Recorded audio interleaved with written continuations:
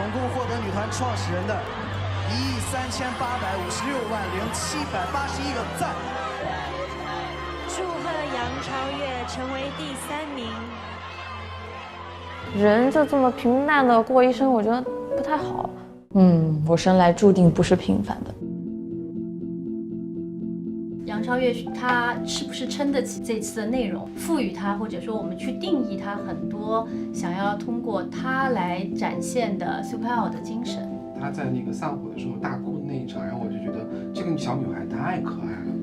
我日是干啥不行，跟老板吵架第1名。因为大家也看惯了一些很优秀、很闪闪发光的那些所谓的明星之后，可能会对杨超越比较特别、比较真实，是非常真实的这种可爱所打动。我还是要站在这里，因为这是别人对我的支持，我不能辜负他们。敢想、敢说、敢行动、敢去争取自己想要的一切，探索，然后完了之后你再去坚持，坚持之后再找到了自己，就坚持了之后，它拥有了一种可能性吧。所以我们这次可以是把它用不同的可能性去展现。除了平面或者采访之外的需求，其实我觉得杨超越也是需要渗透到各个角落里面去。短视频，那短视频可以加上我们的虚拟人，对，3个例子，所以我们应该见一下真实的杨超越先。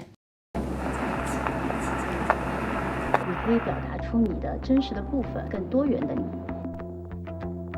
就别人告诉你穿这个衣服，然后我们想要的理念是什么，其实自己也不太知道说到底要表现什么。我们现在更讲究的是年轻人的真实，他讲究的真实的潮流。从我们 Super 的角度来说，我不想去定义它，是大家一起来分享和共鸣。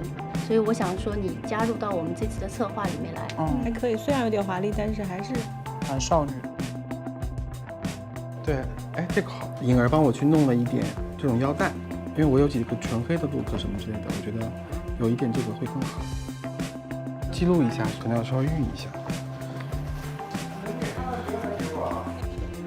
OK， 好，结束了，谢谢。我们有这么一个大的一个整体的策划，3面的这个杨超越，然后这是我们这次21号的那个故事，你大致可以先看一下。翻到后面可以看到我们这次拍摄的主题是叫做红鲤鱼大饭店，所以呢是把你放置在一个就是餐厅这样子的一个环境。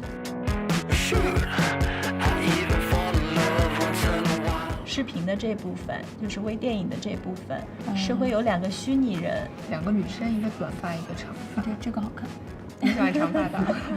拍摄的故事中会把它设计成，就是说你的就是2个闺蜜，说你是一个茶餐厅的员工，她性格很开朗，然后每天用笑温暖着顾客，这些你都可以跟我们商量。一点都不开朗，因为我以前也有过打工的经历，打瞌睡真的。但这样的细节我觉得也很生动，因为他会有倒班，他就是晚班倒白班的时候，然后说哎算了，干脆不睡了，然后就是然后到第2天的时候，整个人。这样就特别好的啊，我觉得这个细节很可爱的。然后还有就是把盘子打碎了，整个人都震惊了。但是问题是打碎就是那个餐车嘛，车是轮子掉了，也就是说那个餐车本身就有问题。我不知道，我推过去时候把东西都落满了在那个车上，结果然后我们2个人收的，只不过我经过门口的时候我需要出去嘛，我就把那个餐车往旁边挪了一下，一挪一松手它就掉了，那就算我头上了。我说这也能算我头上吗？他车出的问题。哎，我觉得你说到的这些小细节都很生动，我们可以到时候跟那个导演沟通，就是说来自你这边很多真实的一个记忆。对，笑和哭是最容易感染人的情绪嘛。对，就比较直接。但是笑着去面对，这不是常态，大多数的年轻人都是哭着去面对。我觉得其实笑着去面对的人，往往才是最脆弱的人。为什么一定要笑着面对世界？那么多就是难题在你眼前，你真的能做到笑着面对吗？我觉得，是不是能改一个表达的方式呢？都可以设计进去。对对对。那我们另外一个封面，我们那个 Kid 来。我特别想拍出来，截止到目前，你跟大众印象中不太一样的那一面。有一次是我拍范冰冰的时候，冰冰就跟我说，他说拍杂志啊，就真的是要每拍一次，都颠覆自己对于自己的认知。我们能不能把我们的目标都定在超越拍速票的这个大气化的这个封面，能够让别人 get 到杨超越其他方面的美？当然，这个美肯定是你能接受的啊。如果你都不能接受，你觉得这是不属于杨超越的，OK 吗 ？OK 了，OK 了，拜拜。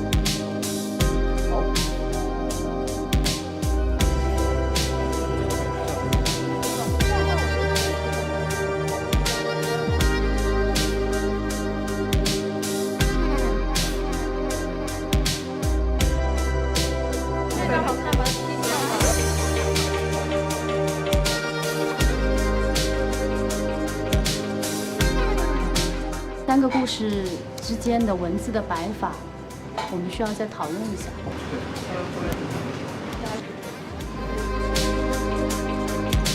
速八号其实在这个阶段正好是4年，我们在这4年当中经历了很多的现象级的流量出现，我们也上了我们的封面。我们其实可以尝试很多新的东西，但是传播这件事情，我们想要表达的是怎样的一个价值观，在杨超越身上或许是一个探索。